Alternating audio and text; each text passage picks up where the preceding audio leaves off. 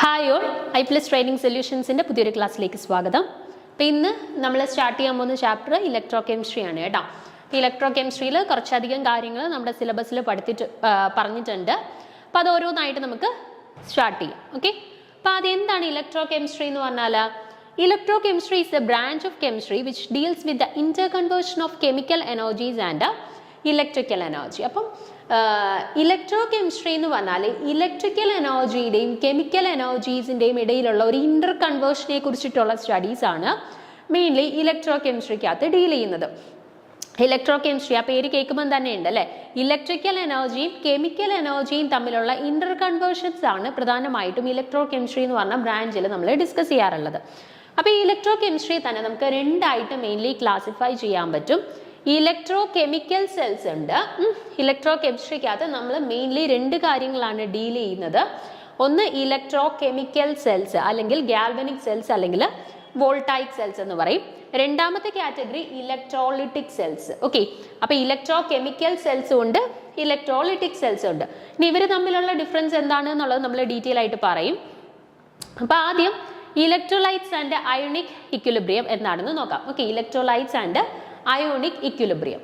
അപ്പോൾ നോക്കിക്കേ, the electrolytes are the compounds which when dissolved in water produce ions in their solution. അപ്പോൾ electrolytes എന്ന് പറഞ്ഞാൽ എന്താണ്? നമ്മൾ വാട്ടറിൽ ഡിസോൾവ് ചെയ്യുന്ന സമയത്ത് അവരുടെ അയോൺസിനെ പ്രൊഡ്യൂസ് ചെയ്യുന്ന ടൈപ്പ് ഓഫ് സൊല്യൂഷൻസിനെയാണ് നമ്മൾ ഇലക്ട്രോലൈറ്റ്സ് എന്ന് പറയുന്നത്. ഓക്കെ, അപ്പോൾ ഇലക്ട്രോലൈറ്റ്സിനെ നമ്മൾ വാട്ടറിൽ ഡിസോൾവ് ചെയ്യുന്ന സമയത്ത് അവരവരുടെ കറസ്പോണ്ടിങ് ആയിട്ടുള്ള അയോൺസിനെ പ്രൊഡ്യൂസ് ചെയ്യും.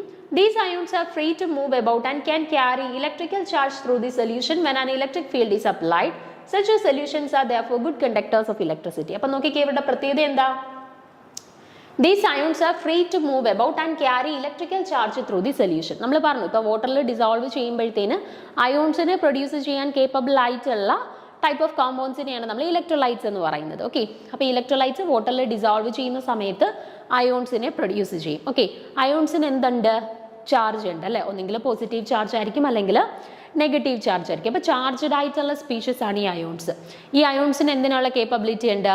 വാട്ടറിലൂടെ ചാർജിനെ അങ്ങോട്ടും ഇങ്ങോട്ടും അല്ലെങ്കിൽ ഒരു ഡയറക്ഷനിൽ നിന്ന് മറ്റൊരു ഡയറക്ഷനിലോട്ട് ഈ ചാർജിനെ ക്യാരി ചെയ്യാനായിട്ടുള്ള പോസിബിലിറ്റി ഉണ്ട്. അതുപോലെ തന്നെ ഇലക്ട്രിക്കൽ ചാർജ് സൊല്യൂഷനിലൂടെ ഇലക്ട്രിക്കൽ ചാർജിനെ ട്രാൻസ്ഫർ ചെയ്യാനായിട്ടുള്ള കേപ്പബിലിറ്റിയും ഇവർക്കുണ്ട്. Okay, when an electric field is applied, നമ്മൾ ഈ ഒരു സൊല്യൂഷനിലേക്ക് ഇലക്ട്രോലൈറ്റിക് സൊല്യൂഷനിലേക്ക് ഒരു ഇലക്ട്രിക് ഫീൽഡ് അപ്ലൈ ചെയ്യുന്ന സമയത്ത് ഇതിനകത്ത് ചാർജ്ഡ് ആയിട്ടുള്ള അയോൺസ് ഉണ്ട്. ഓക്കെ, ഈ ചാർജ്ഡ് അയോൺസ് ഈ സൊല്യൂഷനിലൂടെ മൂവ് ചെയ്യുകയും ഈ സൊല്യൂഷനിലൂടെ ഇലക്ട്രിക്കൽ ഫീൽഡ് അല്ലെങ്കിൽ ഒരു ഇലക്ട്രിക്കൽ കറണ്ടിനെ പാസ് ചെയ്യിക്കാൻ അല്ലെങ്കിൽ ട്രാൻസ്ഫർ ചെയ്യിക്കാനായിട്ടുള്ള ഒരു കേപ്പബിലിറ്റിയും അവർ ഫോളോ ചെയ്യുന്നുണ്ട്. Okay, such solutions are therefore good conductors of electricity. അപ്പം എന്താണ്? ഒരു ഇലക്ട്രിക് ഫീൽഡ് അപ്ലൈ ചെയ്യുന്ന സമയത്ത് അവർക്ക് ഇലക്ട്രിക്കൽ ചാർജിനെ ക്യാരി ചെയ്യാൻ പറ്റുമെന്നുണ്ടെങ്കിൽ നമുക്ക് പറയാം എന്താണ്? ദേ are good conductors of electricity അല്ലെ. ഇലക്ട്രോലൈറ്റ്സ് എന്ന് പറയുന്നത് ഗുഡ് കണ്ടക്ടേഴ്സ് ഓഫ് ഇലക്ട്രിസിറ്റി ആണെന്ന് പറയാം. എന്തുകൊണ്ടാണ്? നമ്മളൊരു ഇലക്ട്രിക് ഫീൽഡ് അപ്ലൈ ചെയ്യുന്ന സമയത്ത് ഇവർക്ക് ആ സൊല്യൂഷനിലൂടെ ചാർജിനെ ക്യാരി ചെയ്യാനായിട്ട് പറ്റുന്നുണ്ട്. ഓക്കെ, ചാർജിനെ ക്യാരി ചെയ്യാൻ കേപ്പബിൾ ആണ് അവർ. അതുകൊണ്ടാണ് നമുക്ക് എന്ത് പറയാനായിട്ട് പറ്റുന്നത്? They are good conductors of electricity എന്ന് പറയാൻ പറ്റുക. ഓക്കെ, അപ്പോൾ thus electrolytes are the compounds of solutions can conduct electricity. അപ്പം നമുക്ക് പറയാം ഇലക്ട്രോലൈറ്റ്സ് എന്ന് പറയുന്നത് പൊതുവെ ഏത് തരത്തിലുള്ള കോമ്പൗണ്ട്സ് ആണ്? Which can conduct electricity. Electricity conduct ചെയ്യാൻ കേപ്പബിൾ ആയിട്ടുള്ള സൊല്യൂഷൻസ് ആണ് എന്ത്? ഇലക്ട്രോലൈറ്റ് എന്ന് പറയുന്നത്. ഓക്കെ, നമുക്ക് അറിയാവുന്ന കാര്യങ്ങളാണ്. ആദ്യം പറയുന്ന കുറേ കാര്യങ്ങൾ നമുക്ക് ഓൾറെഡി അറിയാവുന്ന കാര്യങ്ങളാണ്. പക്ഷെ ചിലരൊക്കെ മറന്നു പോയിട്ടുണ്ടായിരിക്കും. നമുക്ക് പെട്ടെന്ന് കേൾക്കുമ്പോഴത്തേനും അതിൻ്റെ ബേസിക് ആയിട്ടുള്ള കുറച്ച് കാര്യങ്ങളൊന്നും ഓർമ്മ കാണത്തില്ല. അപ്പം അവർക്ക് വേണ്ടി മാത്രം ജസ്റ്റ് ഇൻട്രൊഡക്ഷൻ തൊട്ട് പറഞ്ഞു പോകുന്നേ ഉള്ളൂ കേട്ടോ. അപ്പം many electrolytes when dissolved in water are almost completely converted into ions. Such electrolytes are called strong electrolytes. All the ionic compounds like NaCl, KCl, KNO3, NH4Cl and some covalent compounds like HCl are strong electrolytes. അപ്പം ഈ ഇലക്ട്രോലൈറ്റ്സിനെ തന്നെ നമ്മൾ further രണ്ടായിട്ട് classify ചെയ്യാറുണ്ട് അല്ലേ. എന്തൊക്കെയാണ്? Strong ഇലക്ട്രോലൈറ്റ്സും ഉണ്ട്, week ഇലക്ട്രോലൈറ്റ്സും ഉണ്ട്. ഇപ്പോൾ ഒരു ഇലക്ട്രോലൈറ്റ് കംപ്ലീറ്റ്ലി അതിൻ്റെ അയോൺസ് ആയിട്ട് ഡിസോസിയേറ്റ് ചെയ്ത് മാറുകയാണെന്നുണ്ടെങ്കിൽ അത്തരത്തിലുള്ള ഇലക്ട്രോലൈറ്റുകളെയാണ് നമ്മൾ സ്ട്രോങ് ഇലക്ട്രോലൈറ്റ്സ് എന്ന് പറയുന്നത്. ഓക്കെ, അപ്പോൾ സ്ട്രോങ് ഇലക്ട്രോലൈറ്റ്സ് എന്ത് ചെയ്യുന്നു? ഡിസോസിയേറ്റ് ചെയ്തിട്ട് അവരുടെ അയോൺസ് ആയിട്ട് കംപ്ലീറ്റ്ലി അങ്ങ് ഡിസോസിയേറ്റ് ചെയ്തിട്ട് മാറും. ഓക്കെ, അപ്പോൾ എക്സാമ്പിൾസ് എന്താണ്? അയോണിക് ആയിട്ടുള്ള ഇലക്ട്രോലൈറ്റ്സുകളെല്ലാം, അതായത് അയോണിക് കോമ്പൗണ്ട്സ് ആയിട്ടുള്ള NaCl, KCl, KNO3, NH4Cl, അതെല്ലാം അയോണിക് കോമ്പൗണ്ട്സ് എല്ലാം തന്നെ പൊതുവെ സ്ട്രോങ് ഇലക്ട്രോലൈറ്റ് ആയിട്ടാണ് ആക്ട് ചെയ്യുന്നത്. അതുപോലെ തന്നെ ചുരുക്കം ചില കോവാലന്റ് കോമ്പൗണ്ട്സും സ്ട്രോങ് ഇലക്ട്രോലൈറ്റ് ആയിട്ട് ആക്ട് ചെയ്യാറുണ്ട്. അതിലൊരു എക്സാമ്പിൾ ആണ് HCl കേട്ടോ. HCl എന്ന് പറയുന്ന ഒരു കോവാലന്റ് കോമ്പൗണ്ട് ആണ്, പക്ഷേ അത് എന്തായിട്ട് ആക്ട് ചെയ്യുന്നുണ്ട്? സ്ട്രോങ് ഇലക്ട്രോലൈറ്റ്സ് ആയിട്ട് ആക്ട് ചെയ്യുന്നുണ്ട്. പൊതുവെ അയോണിക് കോമ്പൗണ്ട്സ് ആണ് കൂടുതലും സ്ട്രോങ് ഇലക്ട്രോലൈറ്റ്സ് ആയിട്ട് ആക്ട് ചെയ്യുന്നത്. HCl ഒരു എക്സെപ്ഷണൽ കേസ് ആണ് കേട്ടോ. കോവാലന്റ് കോമ്പൗണ്ട്സിനകത്ത് ഈ ഒരു ക്യാരക്ടറിസ്റ്റിക്സ് കാണിക്കുന്ന ഒരു കോമ്പൗണ്ട് ആണ് HCl എന്ന് പറയുന്നത് കേട്ടോ. On the other hand, many electrolytes ionizes only partially. Such electrolytes are called weak electrolytes, and many covalent compounds like CH3COOH, NH4OH, etc. are weak electrolytes. അപ്പം നമ്മൾ പറഞ്ഞു സ്ട്രോങ് ഇലക്ട്രോലൈറ്റ്സ് എന്ന് പറഞ്ഞാൽ എന്താണ്? ഒരു ഇലക്ട്രോലൈറ്റ് അതിൻ്റെ അയോൺസ് ആയിട്ട് കംപ്ലീറ്റ്ലി ഡിസോസിയേറ്റ് ചെയ്ത് മാറുന്നുണ്ടെങ്കിൽ അവരെയാണ് നമ്മൾ സ്ട്രോങ് ഇലക്ട്രോലൈറ്റ്സ് എന്ന് പറയുന്നത്. ഓക്കെ, അപ്പോൾ ഒരു ഇലക്ട്രോലൈറ്റ്സ് പാർഷ്യലി മാത്രമേ ഡിസോസിയേറ്റ് ചെയ്ത് അവരുടെ അയോൺസിനെ തരുന്നുള്ളൂ എങ്കിൽ, പാർഷ്യൽ ഡിസോസിയേഷൻ മാത്രമേ അവിടെ നടക്കുന്നുള്ളൂ എങ്കിൽ അത്തരത്തിലുള്ള ഇലക്ട്രോലൈറ്റ്സിനെയാണ് നമ്മൾ വീക്ക് ഇലക്ട്രോലൈറ്റ്സ് എന്ന് പറയുന്നത് കേട്ടോ. അപ്പം അയോണിക് കോമ്പൗണ്ട്സ് എല്ലാം പൊതുവെ സ്ട്രോങ് ഇലക്ട്രോലൈറ്റ്സ് ആണെന്ന് പറഞ്ഞു. അപ്പം കോവാലന്റ് കോമ്പൗണ്ട്സ് ആണ് പൊതുവെ വീക്ക് ഇലക്ട്രോലൈറ്റ്സിന്റെ കാറ്റഗറിയിൽ വരുന്നത് കേട്ടോ. CH3COOH ഉണ്ട്, അതുപോലെ തന്നെ NH4OH ഉണ്ട്. ഇതെല്ലാം വീക്ക് ഇലക്ട്രോലൈറ്റ്സിന്റെ കാറ്റഗറിയിൽ വരുന്ന കോവാലന്റ് കോമ്പൗണ്ട്സ് ആണ് കേട്ടോ. In its solution, such as a compound is present partly in an unionized molecular form and partly in the form of ions. അപ്പം വീക്ക് ഇലക്ട്രോലൈറ്റ്സിന്റെ പ്രത്യേകത എന്തെന്ന് വെച്ചാൽ നമ്മൾ പറഞ്ഞു, അപ്പോൾ അവിടെ ഡിസോസിയേഷൻ കംപ്ലീറ്റ് ആണോ? അല്ല, പാർഷ്യലി മാത്രമേ ഡിസോസിയേറ്റ് ചെയ്യുന്നുള്ളൂ. അപ്പോൾ ഒരു വീക്ക് ഇലക്ട്രോലൈറ്റ് നമ്മൾ നോക്കിക്കഴിഞ്ഞാൽ അതിനകത്ത് ഡിസോസിയേറ്റഡ് ആയിട്ടുള്ള അയോൺസും ഉണ്ട്, അൺഡിസോസിയേറ്റഡ് ആയിട്ടുള്ള അയോൺസും ഉണ്ട്. പക്ഷേ സ്ട്രോങ് ഇലക്ട്രോലൈറ്റ്സ് ആണെന്നുണ്ടെങ്കിലോ അവർ കംപ്ലീറ്റ്ലി ഡിസോസിയേറ്റ് ചെയ്യും. അതിനകത്ത് ഡിസോസിയേറ്റഡ് ആയിട്ടുള്ള അയോൺസ് മാത്രമേ സ്ട്രോങ് ഇലക്ട്രോലൈറ്റ്സിനകത്ത് കാണുള്ളൂ. എന്നാൽ വീക്ക് ഇലക്ട്രോലൈറ്റ്സിന്റെ കേസിൽ പാർഷ്യലി മാത്രമേ ഡിസോസിയേറ്റ് ചെയ്യുന്നുള്ളൂ. അതുകൊണ്ട് തന്നെ ഒരു വീക്ക് ഇലക്ട്രോലൈറ്റ് ആണ് നമ്മൾ കൺസിഡർ ചെയ്യുന്നതെന്നുണ്ടെങ്കിൽ അതിനകത്ത് എന്തൊക്കെ കാണും? കംപ്ലീറ്റ്ലി ഡിസോസിയേറ്റഡ് ആയിട്ടുള്ള അയോൺസും കാണും, അതുപോലെ തന്നെ പാർട്ട്ലി ഡിസോസിയേറ്റഡ് ആയിട്ടുള്ള അയോൺസും പ്രസന്റ് ആയിരിക്കും. ഓക്കെ,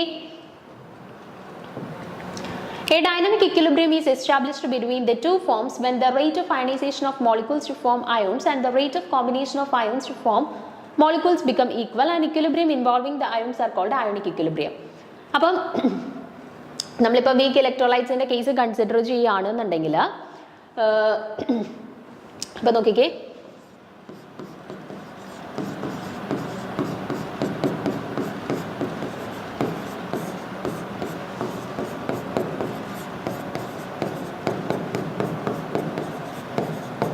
നോക്കിക്കേ, നമ്മുടെ CH3COOH എന്ന് പറയുന്നത് എന്താണ്? ഒരു വീക്ക് ഇലക്ട്രോലൈറ്റ് ആണ്. ഓക്കെ, അപ്പോൾ ഈ CH3COOH എന്ന് പറയുന്ന വീക്ക് ഇലക്ട്രോലൈറ്റ് ഡിസോസിയേറ്റ് ചെയ്യുന്നത് എങ്ങനെയാണ്? CH3COO- H3O+, അല്ലേ? അപ്പോൾ കംപ്ലീറ്റ് ആയിട്ടുള്ള ഡിസോസിയേഷൻ ആണോ ഇവിടെ നടക്കുന്നത്? അല്ല, വീക്ക് ഇലക്ട്രോലൈറ്റ് ആയതുകൊണ്ട് തന്നെ പാർഷ്യലി മാത്രമേ ഇവർ ഡിസോസിയേറ്റ് ചെയ്യത്തുള്ളൂ. ഓക്കെ, അപ്പോൾ ഇങ്ങനെ നോക്കിക്കഴിയുമ്പോൾ നമ്മളിപ്പം CH3COOH എന്ന് പറയുന്ന ഇലക്ട്രോലൈറ്റ് ഇപ്പോൾ കൺസിഡർ ചെയ്യുകയാണെന്നുണ്ടെങ്കിൽ അത് വീക്ക് ഇലക്ട്രോലൈറ്റ് ആയതുകൊണ്ട് തന്നെ അതിനകത്ത് ഡിസോസിയേറ്റഡ് ആയിട്ടുള്ള അയോൺസും കാണും, അൺഡിസോസിയേറ്റഡ് ആയിട്ടുള്ള അയോൺസും കാണും, അല്ലേ? വീക്ക് ഇലക്ട്രോലൈറ്റ്സിന്റെ കേസിൽ നമ്മൾ പറഞ്ഞിട്ടുണ്ടായിരുന്നു, അതിനകത്ത് ഡിസോസിയേറ്റഡ് ആയിട്ടുള്ള അയോൺസും കാണും, അൺഡിസോസിയേറ്റഡ് ആയിട്ടുള്ള അയോൺസും കാണും. ഓക്കെ, അപ്പോൾ ഈ ഡിസോസിയേറ്റഡ് അയോൺസിൻ്റെയും അൺഡിസോസിയേറ്റഡ് അയോൺസിൻ്റെയും ഇടയിൽ ഒരു കെമിക്കൽ ഇക്വിലിബ്രിയം അവിടെ മെയിൻറ്റെയിൻ ചെയ്തിട്ടുണ്ടായിരിക്കും. അതിനെയാണ് നമ്മൾ അയോണിക് ഇക്വിലിബ്രിയം എന്ന് പറയുന്നത് കേട്ടോ. ഇപ്പം അസറ്റിക് ആസിഡ് ആണ് എക്സാമ്പിൾ ആയിട്ട് എടുക്കുന്നത്, CH3COOH ആണ് എക്സാമ്പിൾ ആയിട്ട് എടുക്കുന്നതെന്നുണ്ടെങ്കിൽ അതിൻ്റെ ഇടയിൽ ഈ രീതിയിലായിരിക്കും ഒരു ഇക്വിലിബ്രിയം മെയിൻറ്റെയിൻ ചെയ്തിട്ടുണ്ടായിരിക്കുക. എന്തിൻ്റെയൊക്കെ ഇടയിലുള്ള ഇക്വിലിബ്രിയം ആണിത്? ഡിസോസിയേറ്റഡ് അയോൺസിൻ്റെയും അൺഡിസോസിയേറ്റഡ് ആളുകളുടെയും ഇടയിലുള്ള ഈ ഒരു ഇക്വിലിബ്രിയം, ഇതാണ് അയോണിക് ഇക്വിലിബ്രിയം എന്ന് പറയുന്നത്. ഓക്കെ ആണേ?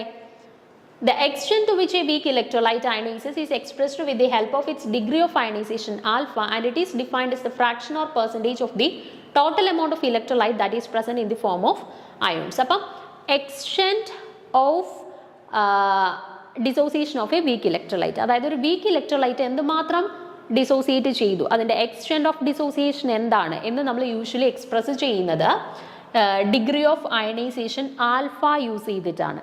എന്താണ് ഈ ഡിഗ്രി ഓഫ് അയണൈസേഷൻ ആൽഫ എന്ന് പറയുന്നത്? ഇറ്റ് ഈസ് ദ ഫ്രാക്ഷൻ അല്ലെങ്കിൽ percentage of electrolyte that present in the form of ions.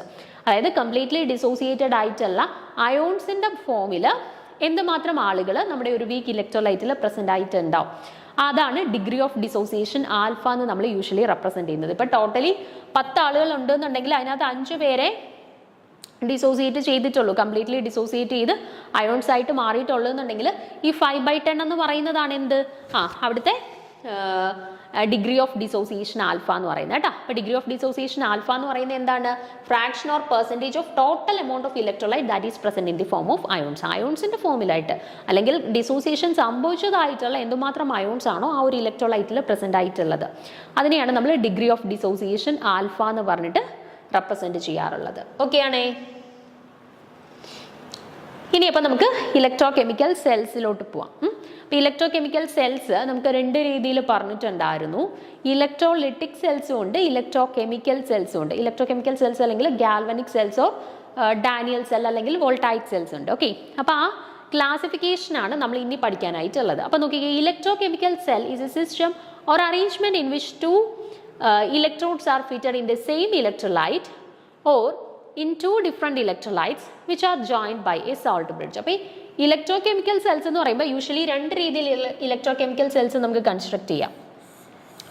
ഒന്നെങ്കിൽ ഒരു സെയിം ഇലക്ട്രോലൈറ്റിനകത്ത് തന്നെ 2 ഇലക്ട്രോഡ്സിനെ ഡിപ്പ് ചെയ്തിട്ട് നമ്മൾ കണക്ഷനൊക്കെ കൊടുത്തിട്ട് നമുക്ക് എന്ത് ഒരു ഇലക്ട്രോകെമിക്കൽ സെല്ല് കൺസ്ട്രക്ട് ചെയ്യാം. ഇതാവുമ്പോൾ എന്താ, ഒരു സെയിം ഇലക്ട്രോലൈറ്റിക് സൊല്യൂഷനകത്ത് തന്നെ 2 ഇലക്ട്രോഡ്സിനെ ഡിപ്പ് ചെയ്തിട്ടാണ് നമ്മൾ സർക്യൂട്ട് കംപ്ലീറ്റ് ചെയ്തിട്ട് ആ ഒരു കണക്ഷൻ കംപ്ലീറ്റ് ചെയ്തിട്ടുള്ളത്.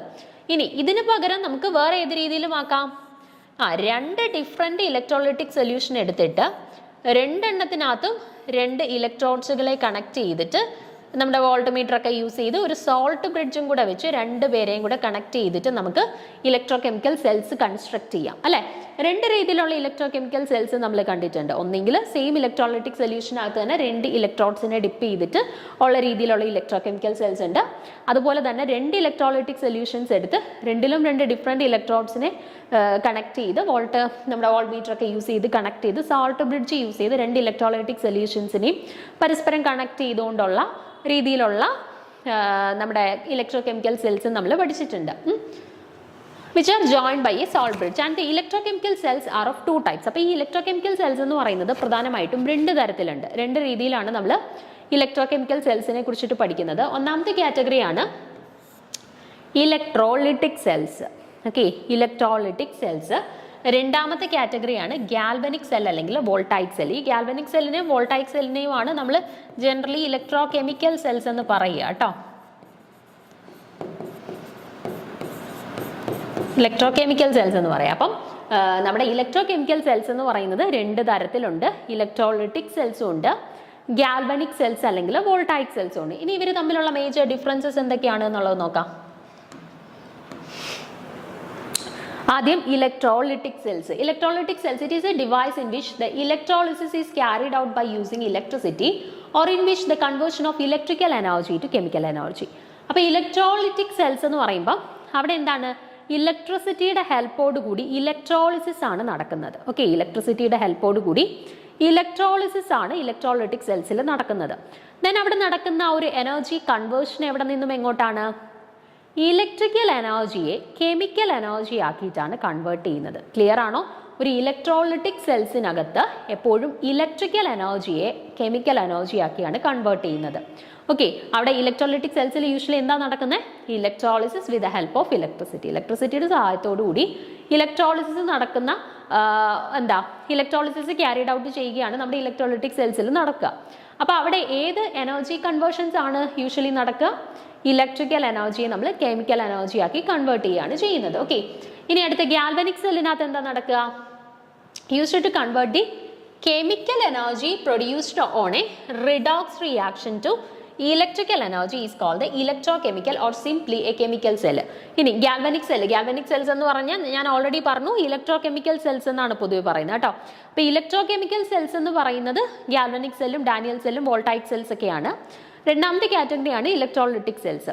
അപ്പോൾ ഈ ഗാൽവനിക് സെൽ അല്ലെങ്കിൽ ഇലക്ട്രോകെമിക്കൽ സെല്ലിൽ എന്താ നടക്കുക, കെമിക്കൽ എനർജിയെ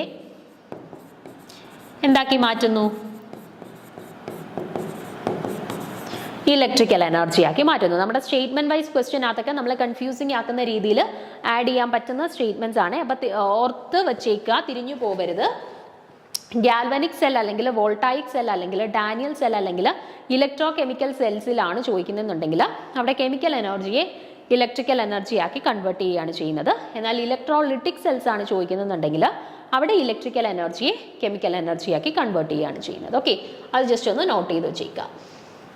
ഇനി നമുക്ക് ഡാനിയൽ സെല്ലാണ് ഡീറ്റെയിൽ ആയിട്ട് പഠിക്കാനായിട്ടുള്ളത്. ഡാനിയൽ സെല്ലുമായിട്ട് അസോസിയേറ്റ് ചെയ്തിട്ടാണ് നമുക്ക് ക്വസ്റ്റ്യൻസ് ഒക്കെ സാധാരണ കണ്ടുവരുന്നത്. അപ്പം ഡാനിയൽ സെല്ല് നമ്മുടെ സിലബസിൽ എടുത്ത് പറഞ്ഞിട്ടില്ല, ഇലക്ട്രോ കെമിക്കൽ സെൽസ് എന്നേ പറഞ്ഞിട്ടുള്ളൂ. അപ്പം നമ്മൾ എന്തായാലും ഡാനിയൽ സെല്ല് നോക്കണം. നമ്മൾ ഒരു ഇലക്ട്രോ കെമിസ്ട്രി പഠിക്കുന്ന സമയത്ത് നമ്മൾ ബേസ് ആയിട്ട് ഏറ്റവും ആദ്യം പഠിക്കുന്ന ഒരു സംഭവമാണ് ഡാനിയൽ സെൽ എന്ന് പറയുന്നത് കേട്ടോ. അതുമായിട്ട് റിലേറ്റ് ചെയ്തിട്ട് പല രീതിയിൽ ക്വസ്റ്റ്യൻസ് വരാൻ വളരെ ഇമ്പോർട്ടൻ്റ് ആണ്. നമുക്ക് നോക്കാം. അപ്പം നമ്മുടെ ഗാൽവനിക് സെല്ലിന് ഒരു എക്സാമ്പിൾ ആണ് അല്ലേ, നമ്മുടെ ഗാൽവനിക് സെല്ല് അല്ലെന്നുണ്ടെങ്കിൽ നമ്മുടെ electrochemical cells or galvanic സെൽസിന്റെ ഒരു എക്സാമ്പിൾ ആണ് എന്ത്, ഡാനിയൽ സെൽ എന്ന് പറയുന്നത്. ഡാനിയൽ സെല്ലിന്റെ കൺസ്ട്രക്ഷൻ വൈസ് നോക്കുകയാണെന്നുണ്ടെങ്കിൽ 2 ഹാഫ് സെൽസ് ഉണ്ട് കേട്ടോ. ഡാനിയൽ സെല്ലിന്റെ കൺസ്ട്രക്ഷൻ വൈസ് നോക്കുകയാണെന്നുണ്ടെങ്കിൽ അതിനകത്ത് 2 ഹാഫ് സെൽസ് ഉണ്ട്. The left hand half cell contains zinc metal electrode dipped in zinc sulfate solution. നമ്മൾ നേരത്തെ പറഞ്ഞു ഇലക്ട്രോ കെമിക്കൽ സെൽസ് എന്ന് പറഞ്ഞാൽ നമുക്ക് 2 രീതിയിൽ കൺസ്ട്രക്ട് ചെയ്യാം. ഒന്നെങ്കിൽ ഒരു ഇലക്ട്രോളിറ്റിക് സൊല്യൂഷൻ എടുത്തിട്ട് 2 ഇലക്ട്രോഡ്സിനെ അതിനകത്ത് ഡിപ്പ് ചെയ്ത് വെച്ചിട്ട് നമുക്ക് കണക്ഷൻ കംപ്ലീറ്റ് ചെയ്തിട്ട് ഒരു ഇലക്ട്രോ കെമിക്കൽ സെല്ല് കൺസ്ട്രക്ട് ചെയ്യാം. അല്ലെന്നുണ്ടെങ്കിൽ 2 ഇലക്ട്രോളിറ്റിക് സൊല്യൂഷൻ എടുത്തു, 2 സൊല്യൂഷനകത്തും 2 ഇലക്ട്രോഡ്സിനെ ഡിപ്പ് ചെയ്തിട്ട് നമുക്ക് കണക്ഷൻ കംപ്ലീറ്റ് ചെയ്ത് ഒരു സോൾട്ട് ബ്രിഡ്ജ് ഒക്കെ കൊടുത്തിട്ടും ഇലക്ട്രോ കെമിക്കൽ സെല്ലിനെ പ്രിപ്പയർ ചെയ്യാം, കൺസ്ട്രക്ട് ചെയ്യാം എന്ന് പറഞ്ഞു. ഇതിൽ നമ്മുടെ ഡാനിയൽ സെല്ലിനകത്ത് നമ്മൾ യൂഷ്വലി ചെയ്യുന്നത് 2 ഇലക്ട്രോളിറ്റിക് സൊല്യൂഷൻ എടുക്കുന്നു. ആ 2 ഇലക്ട്രോളിറ്റിക് സൊല്യൂഷനകത്ത് 2 ഇലക്ട്രോഡ്സിനെ ഡിപ്പ് ചെയ്ത് വോൾട്ട്മീറ്റർ ഒക്കെ യൂസ് ചെയ്ത് നമ്മൾ കണക്ട് ചെയ്തിട്ട് ഈ 2 ഇലക്ട്രോളിറ്റിക് സൊല്യൂഷൻസിനെ തമ്മിൽ ഇന്റേണലി ഒരു സോൾട്ട് ബ്രിഡ്ജും യൂസ് ചെയ്ത് കണക്ട് ചെയ്തിട്ടാണ് നമ്മുടെ ആ ഒരു കൺസ്ട്രക്ഷൻ നമ്മൾ കംപ്ലീറ്റ് ചെയ്യുന്നത്. അതാണ് ഡീറ്റെയിൽ ആയിട്ട് പറയാൻ പോകുന്നത്. നോക്കിക്കേ, അപ്പൊ 2 ഹാഫ് സെല്ലുണ്ട് അല്ലേ, 2 ഹാഫ് സെല്ലുണ്ട്. ആദ്യത്തെ ഹാഫ് സെല്ലിനകത്ത് നമ്മൾ ഇലക്ട്രോളിറ്റിക് സൊല്യൂഷനായിട്ട് ആരെ ഫില്ല് ചെയ്യുന്നു, സിങ്ക് സൾഫേറ്റ് സൊല്യൂഷനെ ഫില്ല് ചെയ്യുന്നു. എന്നിട്ട് അതിനകത്തോട്ട് ആരെ ഇറക്കി വെക്കുന്നു, സിങ്ക് ഇലക്ട്രോഡ്സിനെ ഡിപ്പ് ചെയ്ത് വെക്കുന്നു. ഇനി നമ്മുടെ റൈറ്റ് ഹാൻഡ് സൈഡിലുള്ള ഹാഫ് സെല്ലിൽ നമ്മൾ എന്തിനെ ഫില്ല് ചെയ്യുന്നു, കോപ്പർ സൾഫേറ്റ് സൊല്യൂഷനെ ഇലക്ട്രോളിറ്റിക് സൊല്യൂഷനായിട്ട് ഫില്ല് ചെയ്തിട്ട് അതിനകത്തോട്ട് ഒരു കോപ്പർ റോഡിനെ നമ്മൾ ഇറക്കി വെക്കുന്നു. ഓക്കെ, അതിനുശേഷം എന്ത് ചെയ്യുന്നു, നമ്മൾ വോൾട്ട്മീറ്റർ ഒക്കെ യൂസ് ചെയ്ത് കണക്ഷൻ കൊടുത്തിട്ട് ഈ 2 ഇലക്ട്രോളിറ്റിക് സൊല്യൂഷനെ തമ്മിൽ പരസ്പരം ഇന്റേണലി കണക്ട് ചെയ്യുന്നതിന് വേണ്ടിയിട്ട് നമ്മൾ എന്ത് യൂസ് ചെയ്യുന്നു, ഒരു സോൾട്ട് ബ്രിഡ്ജ് യൂസ് ചെയ്തിട്ട് ഈ 2 ഇലക്ട്രോളിറ്റിക് സൊല്യൂഷനെയും നമ്മൾ ഇന്റേണലി കണക്ട് ചെയ്യുന്നു. ഓക്കെ, അപ്പോൾ ഈ രീതിയിലാണ് നമ്മുടെ എന്ത് വരിക, ഒരു ഡാനിയൽ സെല്ലിന്റെ കൺസ്ട്രക്ഷൻ വരിക. എങ്ങനെയാണ് നോക്കിക്കുക, ലെഫ്റ്റ് സൈഡിൽ നമ്മൾ സിങ്ക് സൾഫേറ്റ് സൊല്യൂഷൻ എടുത്ത് അതിനകത്തോട്ട് സിങ്ക് റോഡിനെ ഡിപ്പ് ചെയ്ത് വെക്കുന്നു. റൈറ്റ് സൈഡിൽ നമ്മൾ കോപ്പർ സൾഫേറ്റ് സൊല്യൂഷൻ എടുത്തിട്ട് അതിനകത്തോട്ട് നമ്മൾ കോപ്പർ റോഡിനെ ഡിപ്പ് ചെയ്തിട്ട് ഈ 2 ഇലക്ട്രോഡ്സിനെ നമ്മൾ വോൾട്ട്മീറ്റർ യൂസ് ചെയ്ത് കണക്ട് ചെയ്തിട്ട് ഇന്റേണലി 2 ഇലക്ട്രോളിറ്റിക് സൊല്യൂഷനെയും നമ്മൾ സോൾട്ട് ബ്രിഡ്ജ് യൂസ് ചെയ്ത് കണക്ട് ചെയ്ത് ആ ഒരു കണക്ഷൻ നമ്മൾ കംപ്ലീറ്റ് ചെയ്യുന്നു. ഓക്കെ, അപ്പോൾ ഇതാണ് നമ്മുടെ അറേഞ്ച്മെന്റ് വരിക. The salt bridge that prevents the mechanical mixing of the solutions joints the half cells. അപ്പോൾ എന്തിനു വേണ്ടിയിട്ടാണ് നമ്മൾ സോൾട്ട് ബ്രിഡ്ജ് യൂസ് ചെയ്യുന്നത്, ഈ 2 ഇലക്ട്രോളിറ്റിക് സൊല്യൂഷൻ തമ്മിൽ എന്തെങ്കിലും കണക്ഷൻ ഉണ്ടോ, നോർമലി ഇല്ല. ഇതിനകത്ത് നമ്മൾ ഈ സിങ്ക് റോഡിനെ ഡിപ്പ് ചെയ്തിരിക്കുന്നു, ഇതിനകത്ത് നമ്മൾ കോപ്പർ റോഡിനെ ഡിപ്പ് ചെയ്തിരിക്കുന്നു. അല്ലാണ്ട് ഈ 2 ഈ ഇലക്ട്രോളിറ്റിക് സൊല്യൂഷൻസ് തമ്മിലും പ്രത്യേകിച്ച് കണക്ഷൻസ് ഒന്നുമില്ല. അപ്പോൾ ഇന്റേണലി ഈ 2 ഇലക്ട്രോളിറ്റിക് സൊല്യൂഷൻസിനെയും കൂടെ ഒരുമിച്ച് കണക്ട് ചെയ്യിക്കാൻ വേണ്ടി, കണക്ഷനിൽ കൊണ്ടുവരാൻ വേണ്ടിയിട്ടാണ് നമ്മൾ ഈ ഒരു സോൾട്ട് ബ്രിഡ്ജ് ഇവിടെ യൂസ് ചെയ്തിട്ടുള്ളത്. അപ്പോൾ ഈ 2 ഇലക്ട്രോളിറ്റിക് സൊല്യൂഷൻ്റെ മിക്സിങ് വല്ലതും നടക്കുമോ അവിടെ, ഇല്ല, മിക്സ് ചെയ്യത്തൊന്നുമില്ല. ഈ 2 ഇലക്ട്രോളിറ്റിക് സൊല്യൂഷനെ തമ്മിൽ ഇന്റേണലി കണക്ട് ചെയ്യുന്നതിന് വേണ്ടിയിട്ടാണ് നമ്മൾ ഈ ഒരു സോൾട്ട് ബ്രിഡ്ജ് ഇവിടെ യൂസ് ചെയ്തിട്ടുള്ളത്. Okay, when the zinc and copper electrodes are joined by a wire, the following observations are made. ഇനി നമ്മൾ കണക്ഷനൊക്കെ കൊടുത്തു കഴിയുമ്പോഴത്തേന് ഈ ഒരു ഡാനിയൽ സെല്ലിൽ എന്തൊക്കെ ചേഞ്ചസ് ആണ് അവിടെ നടക്കുന്നതെന്ന് നോക്കിക്കേ. There is A flow of electric current through the external circuit. നമ്മളിവിടെ ഒരു എക്സ്റ്റേണൽ സർക്യൂട്ട് വഴിയല്ലേ ഇവരെ കണക്ട് ചെയ്തിട്ടുള്ളത്. ഈ സിങ്ക് റോഡിനെയും കോപ്പർ റോഡിനെയും നമ്മൾ ഒരു എക്സ്റ്റേണൽ സർക്യൂട്ട് വഴിയല്ലേ കണക്ട് ചെയ്തിട്ടുള്ളത്. ഈ എക്സ്റ്റേണൽ സർക്യൂട്ടിലൂടെ കറണ്ട് പാസ് ചെയ്യുന്ന സമയത്ത് അവിടെ എന്ത് നടക്കും, there is a flow of electrical current. ഈ ഒരു എക്സ്റ്റേണൽ സർക്യൂട്ടിലൂടെയാണ് ഒരു ഇലക്ട്രിക്കൽ കറണ്ടിന്റെ പാസേജ് അവിടെ നടക്കുന്നത്. Okay, the zinc rod loses its mass while the copper rod gains the mass. അപ്പോൾ ഇവിടെ എന്താ സംഭവിക്കുന്നത്,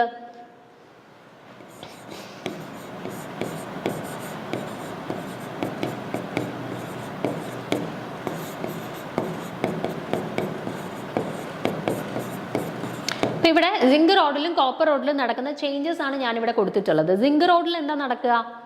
ഓക്സിഡേഷൻ ആണ് നടക്കുന്നത് അല്ലേ. സിങ്ക് എന്തായിട്ട് മാറുകയാണ്?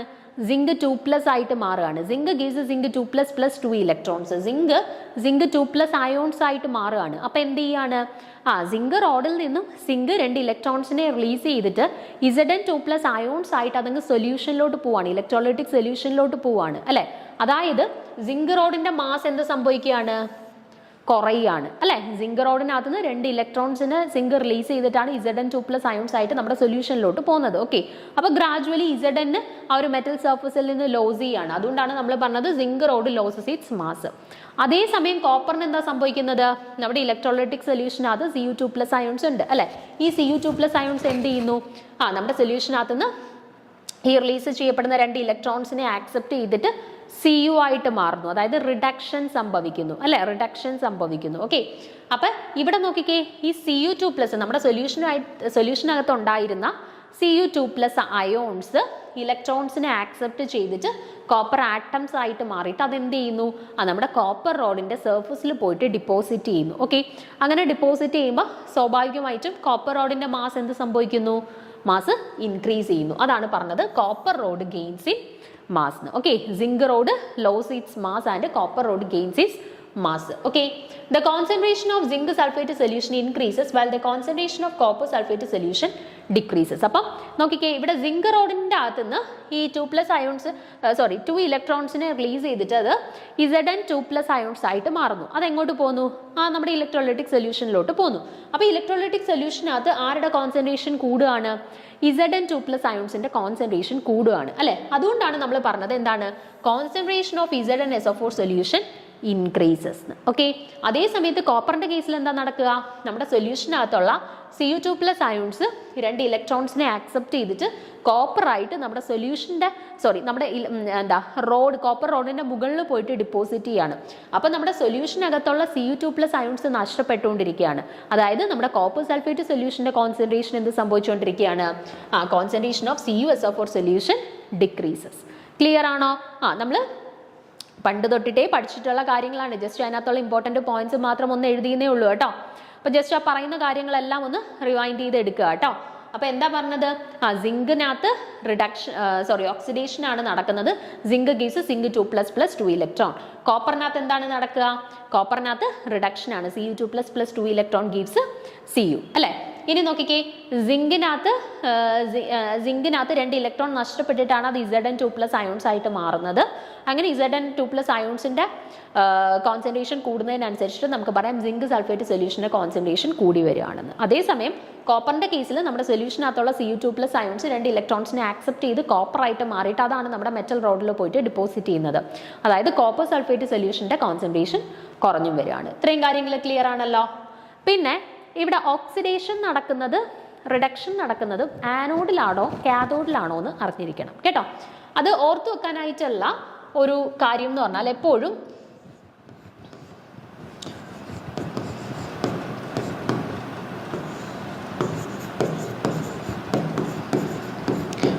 ആനോഡിൽ എപ്പോഴും ഓക്സിഡേഷൻ ആയിരിക്കും നടക്കുക, കാഥോഡിൽ എപ്പോഴും റിഡക്ഷൻ ആയിരിക്കും നടക്കുക. അതെല്ലാം ഇപ്പോഴും അങ്ങനെ തന്നെയാണ്. ആനോഡിൽ ഓക്സിഡേഷനും കാഥോഡിൽ റിഡക്ഷനും. അത് നിങ്ങൾ ഇങ്ങനെ പഠിച്ചു വെച്ചാൽ മതി. ആനോക്സും റെഡ് ക്യാറ്റും എന്ന് പഠിച്ചു വെച്ചാൽ മതി കേട്ടോ. ഒരു പഠിക്കാനായിട്ടുള്ളൊരു ഈസിക്ക് വേണ്ടിയിട്ട് ആൻഓക്സ് റെഡ് ക്യാറ്റ് എന്ന് പഠിച്ചാൽ മതി. ആൻഓക്സ് മീൻസ് ആനോഡിൽ oxidation, red cat means reduction എപ്പോഴും നടക്കുന്നത് കാഥോഡിലാണ്. ഓക്കെ, ആ രീതിയിൽ കണക്ട് ചെയ്ത് പഠിച്ചു വെച്ചിരുന്നാൽ മതി കേട്ടോ. അപ്പോൾ ഇവിടെ നോക്കിക്കേ, സിങ്കിന്റെ കേസിൽ എന്താ നടന്നത്? 0 ഓക്സിഡേഷൻ സ്റ്റേറ്റിൽ നിന്ന് +2 ഓക്സിഡേഷൻ സ്റ്റേറ്റിലോട്ട് മാറി. അതായത് ഓക്സിഡേഷൻ ആണ് നടന്നത്. അപ്പോൾ ഓക്സിഡേഷൻ ആണ് നടന്നതെങ്കിൽ സിങ്ക് ആരായിട്ട് ആക്ട് ചെയ്യും? ഇവിടെ ആനോഡായിട്ട് ആക്ട് ചെയ്യും അല്ലേ. കോപ്പറിൽ ഇവിടെ എന്താ സംഭവിച്ചത്? Cu2+ Cu ആയിട്ട് മാറി. അതായത് ഓക്സിഡേഷൻ സ്റ്റേറ്റ് +2 നിന്ന് 0 ആയിട്ട് മാറി. ഓക്സിഡേഷൻ സ്റ്റേറ്റ് കുറഞ്ഞു. സോ ഇവിടെ എന്ത് നടന്നു? റിഡക്ഷൻ നടന്നു. റിഡക്ഷൻ നടന്നിട്ടുണ്ടെങ്കിൽ അത് ആരായിട്ടായിരിക്കും ആക്ട് ചെയ്തത്? കാഥോഡായിട്ടായിരിക്കും ആക്ട് ചെയ്യുന്നത്. ഓക്കെ, അപ്പം നമ്മുടെ ഡാനിയൽ സെല്ലിൽ ആനോഡായിട്ട് ആക്ട് ചെയ്യുന്നത് സിങ്ക് റോഡാണ്, കാഥോഡായിട്ട് ആക്ട് ചെയ്യുന്നത് ആരാണ്? കോപ്പർ റോഡുമാണ്. ഓക്കെ ആണേ. The solutions in both the compartments remain electrically neutral. പിന്നെ അതുപോലെ തന്നെ ഓർത്ത് വെച്ചിരിക്കേണ്ട കാര്യം, നമ്മുടെ രണ്ട് കമ്പാർട്ട്മെന്റ്സ്, രണ്ട് ഹാഫ് സെൽസ് ഉണ്ടല്ലോ ഇവിടെ, രണ്ട് ഹാഫ് സെൽസിലും നമ്മൾ ഇലക്ട്രോലൈറ്റിക് സൊല്യൂഷനെ ഫില്ല് ചെയ്തിട്ടുണ്ട്. അപ്പോൾ ഈ രണ്ട് കമ്പാർട്ട്മെന്റിലുള്ള ഇലക്ട്രോലൈറ്റിക് സൊല്യൂഷൻ എന്ന് പറഞ്ഞാൽ ഇലക്ട്രിക്കലി ന്യൂട്രൽ ആയിട്ടാണ് റിമൈൻ ചെയ്യുന്നത് കേട്ടോ. ഇലക്ട്രിക്കലി ന്യൂട്രൽ ആയിട്ടാണ് റിമൈൻ ചെയ്യുന്നത്.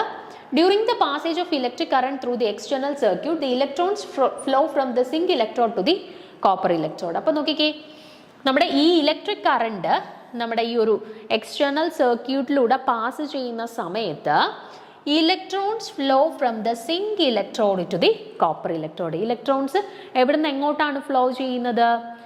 സിങ്ക് ഇലക്ട്രോഡ്സിൽ നിന്നും കോപ്പർ ഇലക്ട്രോഡ്സിലേക്കാണ് ഇലക്ട്രോൺസിന്റെ ഫ്ലോ നടക്കുന്നത് അല്ലേ. നോക്കിക്കേ, സിങ്ക് ആദ്യം രണ്ട് ഇലക്ട്രോൺസിനെ റിലീസ് ചെയ്യുന്നു. ആ രണ്ട് ഇലക്ട്രോൺസിനെ Cu2+ ആക്സെപ്റ്റ് ചെയ്തിട്ടാണ് കോപ്പർ ഇലക്ട്രോഡിന്റെ മുകളിൽ പോയിട്ട് ഡിപ്പോസിറ്റ് ചെയ്യുന്നത് അല്ലേ. അപ്പോൾ ഇലക്ട്രോൺസിന്റെ ഫ്ലോ നടക്കുന്ന എവിടെ നിന്ന് എങ്ങോട്ടാണ്? സിങ്ക് ഇലക്ട്രോഡിൽ നിന്നും കോപ്പർ ഇലക്ട്രോഡിലേക്കാണ് ഇലക്ട്രോൺസിന്റെ ഫ്ലോ നടക്കുന്നത്. ഓക്കെ ആണേ? ഇത്രയും കാര്യങ്ങൾക്ക് ഡൗട്ട് ഒന്നും ഇല്ലേ? ഈസി ആയിട്ടുള്ള നമുക്ക് അറിയാവുന്ന കുറച്ച് കാര്യങ്ങൾ ജസ്റ്റ് പറഞ്ഞു എന്നേ ഉള്ളൂ കേട്ടോ. അപ്പോൾ നോക്കുക, at the zinc electrode the zinc metal is oxidised and oxidised to zinc ions which go into the solution അല്ലേ. നമ്മൾ പറഞ്ഞ കാര്യം തന്നെയാണ്. സിങ്ക് ഇലക്ട്രോഡ്സിൽ സിങ്കിന് എന്ത് സംഭവിക്കുകയാണ്? സിങ്ക് ഗീസ് സിങ്ക് 2++ 2 ഇലക്ട്രോൺസ് സിങ്ക് 2+ അയോൺസ് ആയിട്ട് മാറുകയാണ്. അതായത് ഓക്സിഡേഷൻ ആണ് ആർക്ക് സംഭവിക്കുന്നത്? സിങ്കിന് സംഭവിക്കുന്നത്. അതേപോലെ തന്നെ the electrons released at the electrode travel through the external circuit to the copper electrode where they are used in the reduction of Cu2+ ions to metallic copper which is deposited on the electrode. എന്താ പറഞ്ഞിട്ടുള്ളത്? ഈ zinc റോഡിൽ നിന്നും release ചെയ്യപ്പെടുന്ന electrons നമ്മുടെ external circuit വഴി എങ്ങോട്ട് ചെല്ലും? കോപ്പർ റോഡിലോട്ട് ചെല്ലും. അപ്പോൾ കോപ്പർ റോഡിൽ എന്ത് ചെയ്യും? കോപ്പർ റോഡിൽ നമ്മുടെ ഇലക്ട്രോലൈറ്റിക് സൊല്യൂഷൻ Cu2+ അയോൺസ് ആണ്. ഈ Cu2+ അയോൺസ് നമ്മുടെ ഈ എക്സ്റ്റേണൽ സർക്യൂട്ട് വഴി വന്ന രണ്ട് ഇലക്ട്രോൺസിനെ ആക്സെപ്റ്റ് ചെയ്തിട്ട് കോപ്പർ മെറ്റൽ ആയിട്ട് മാറും. ഈ കോപ്പർ മെറ്റൽ പിന്നെ സൊല്യൂഷനിൽ കിടക്കുമോ? ഇല്ല, അത് നേരെ നമ്മുടെ ഇലക്ട്രോഡ്സിന്റെ സർഫസിൽ കയറി ഡിപ്പോസിറ്റഡ് ആകും. ഓക്കെ ആണേ? അപ്പോൾ ഇവിടെ സെൽ റിയാക്ഷൻ കൊടുത്തിട്ടുണ്ട്. സിങ്കിന് എന്താ സംഭവിക്കുന്നത്? Zinc gives zinc 2++ 2 electron. ഇതാണ് നമ്മുടെ ആനോഡില്. ആനോഡ് സിങ്ക് റോഡാണ് നമ്മുടെ ആനോഡ്. സിങ്കിൽ നടക്കുന്ന ചേഞ്ച് എന്താണ്? സിങ്ക് ഗീസ് സിങ്ക് 2++ 2 ഇലക്ട്രോൺസ്. അതുപോലെ തന്നെ നമ്മുടെ കാത്തോഡായിട്ട് ആക്ട് ചെയ്യുന്നത് കോപ്പർ ആണ്. കോപ്പറിൽ റിഡക്ഷൻ നടക്കുന്നു. റിഡക്ഷൻ നടന്ന് എന്ത് ചേഞ്ച് സംഭവിക്കുന്നു? Cu2+ ഈ സിങ്കിൽ നിന്നും റിലീസ് ചെയ്യപ്പെട്ട രണ്ട് ഇലക്ട്രോൺസിനെ ആക്സെപ്റ്റ് ചെയ്തിട്ട് കോപ്പർ മെറ്റൽ ആയിട്ട് മാറുന്നു. ഓക്കെ, അപ്പോൾ നെറ്റ് റിയാക്ഷൻ നമുക്ക് എങ്ങനെ എഴുതാം? നോക്കിക്കേ, ലെഫ്റ്റ് സൈഡിലുള്ളവരെല്ലാം കൂടെ നമുക്ക് ഒരുമിച്ച് എഴുതാം. സിങ്ക് പ്ലസ്, ഇവിടെ സിങ്ക് മാത്രമേ ഉള്ളൂ ലെഫ്റ്റ് സൈഡിൽ. ഇവിടെ ആരൊക്കെയുണ്ട്? Cu2+ 2 ഇലക്ട്രോൺസ് ഉണ്ട് അല്ലേ. റൈറ്റ് സൈഡിൽ ആരൊക്കെയുണ്ട്? ഇവിടെ സിങ്ക് 2++ 2 ഇലക്ട്രോൺസ് ഉണ്ട്. ഇവിടെ ആരുണ്ട്? റൈറ്റ് സൈഡിൽ കോപ്പർ ഉണ്ട് അല്ലേ. അപ്പം ഇനി കോമൺ ആയിട്ടുള്ളവരെയൊക്കെ നമുക്ക് ക്യാൻസൽ ചെയ്യാമല്ലോ. ഇവിടെ 2 ഇലക്ട്രോൺ ഉണ്ട്, ഇവിടെ 2 ഇലക്ട്രോൺ ഉണ്ട്. ക്യാൻസൽ ചെയ്തു. അപ്പോൾ ബാക്കി നമുക്ക് എന്തുണ്ട്? Zinc plus Cu2+ gives zinc 2++ Cu. അതാണ് എഴുതിയിട്ടുള്ളത് നെറ്റ് റിയാക്ഷൻ അല്ലെങ്കിൽ overall reaction of a Daniell cell കേട്ടോ. അപ്പോൾ ഡാനിയൽ സെല്ലിൻ്റെ കറസ്പോണ്ടിങ് ആയിട്ടുള്ള ഓവറോൾ റിയാക്ഷൻ ആണ് കൊടുത്തിട്ടുള്ളത്. Zinc plus Cu2+ gives zinc 2++ Cu. Okay, ഇനി നമുക്ക് കുറച്ച് കാര്യങ്ങളൂടെ നമ്മുടെ ഈ ഒരു ഡാനിയൽ സെല്ലുമായിട്ട് അസോസിയേറ്റ് ചെയ്തിട്ട് പറയേണ്ടത്. നമ്മൾ സോൾട്ട് ബ്രിഡ്ജിൻ്റെ കേസൊക്കെ പറഞ്ഞില്ലേ, രണ്ട് സൊല്യൂഷൻസിനെ, രണ്ട് ഇലക്ട്രോലൈറ്റിക് സൊല്യൂഷൻസിനെ തമ്മിൽ ഇന്റേണലി കണക്ട് ചെയ്യുന്നതിന് വേണ്ടിയിട്ടാണ് നമ്മൾ സോൾട്ട് ബ്രിഡ്ജ് യൂസ് ചെയ്യുന്നതെന്ന് പറഞ്ഞു അല്ലേ. ഇനി അതിൻ്റെ അഡ്വാൻറ്റേജസ് എന്തൊക്കെയാണ്, എന്തിനു വേണ്ടിയിട്ടാണ് നമ്മൾ ഈ ഒരു ഡാനിയൽ സെല്ലിൻ്റെ ഈ ഒരു സർക്യൂട്ടിനകത്ത് സോൾട്ട് ബ്രിഡ്ജിനെ യൂസ് ചെയ്യുന്നത്, അങ്ങനെ കുറച്ച് കാര്യങ്ങളൂടെ ഇതുമായിട്ട് അസോസിയേറ്റ് ചെയ്തിട്ട് നമുക്ക് പറയാനുണ്ട്. അത് നമുക്ക് ഡീറ്റെയിൽ ആയിട്ട് അടുത്ത ക്ലാസ്സിൽ നോക്കാം. Okay, thank you.